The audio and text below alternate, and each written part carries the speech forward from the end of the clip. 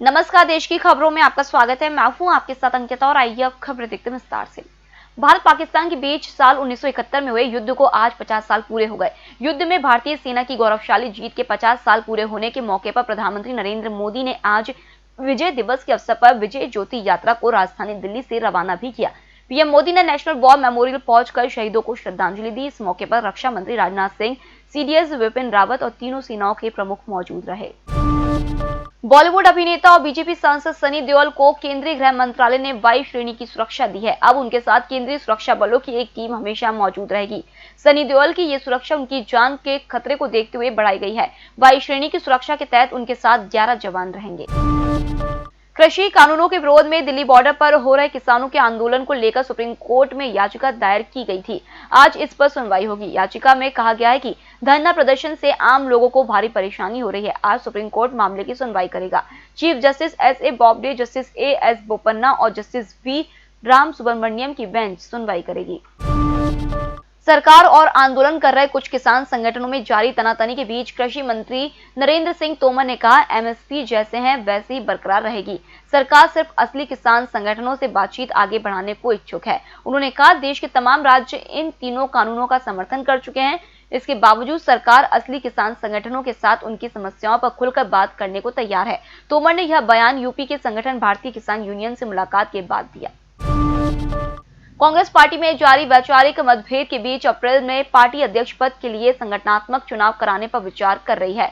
Party के सूत्रों का कहना है कि यह एक ऐसी प्रक्रिया होगी जिससे 2019 लोकसभा चुनाव में मिली हार के बाद से हुए नुकसान को कम किया जा सकेगा। माना जा रहा है कि यदि राहुल गांधी चुनाव लड़ने के लिए तैयार नहीं हुए तो प्रियंका गांधी मैदान में उतर सकती है।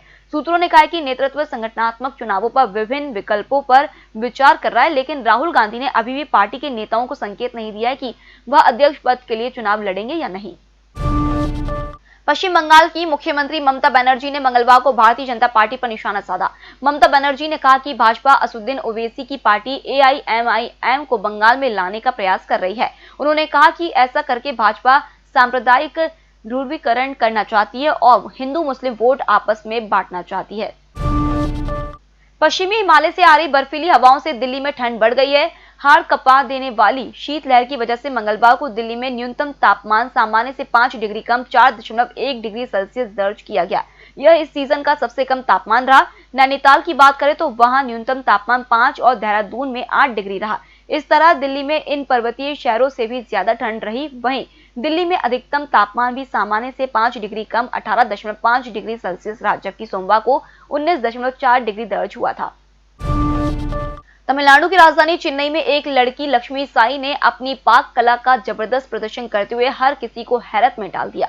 लक्ष्मी ने महज 58 मिनट में 46 व्यंजन पकाकर यूनिको बुक ऑफ वर्ल्ड रिकॉर्ड्स में अपना नाम दर्ज कराया है। ऐसे लक्ष्मी साई ने कहा है कि मैं इसका श्रेय अपनी मां को देती हूं, क्योंकि उन्होंने ही मुझे खाना बनाना सिखाया है। आज मैं बहुत खुश हूं और खुद को गौरवान्वित महसूस कर रही हूं। केरल में आज स्थानीय निकाय चुनाव के लिए मतों की गिनती होगी। राज्य चुनाव आयोग के मुताबिक राज्य के 244 केंद्रों में वोटों की गिनती हो रही है। राज्य चुनाव आयुक्त वी भास्करन ने कहा कि पोस्टल मतों की गिनती पहले होगी और ईवीएम मतों की बाद में गिनती होगी। कोरोना के कारण थमी तीर्थयात्री ट्रेन एक बार फिर पटरी पर लौटने लगी है। अगर आप ज्योतिर्लिंग की यात्रा करने की सोच रहे हैं तो इसके लिए रेलवे ने विशेष टूर पैकेज तैयार किया है।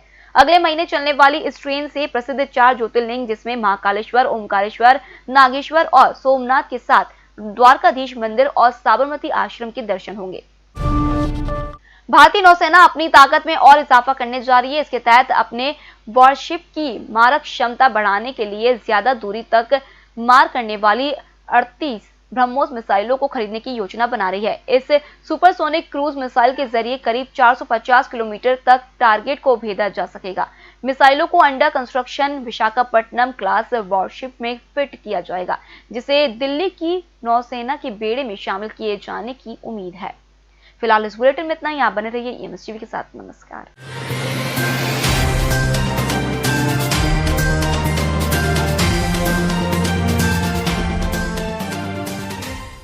सत्ता के गलियारों से गांव की गलियों तक देखिए हर खबर अपने मोबाइल पर। डाउनलोड कीजिए EMS न्यूज ऐप।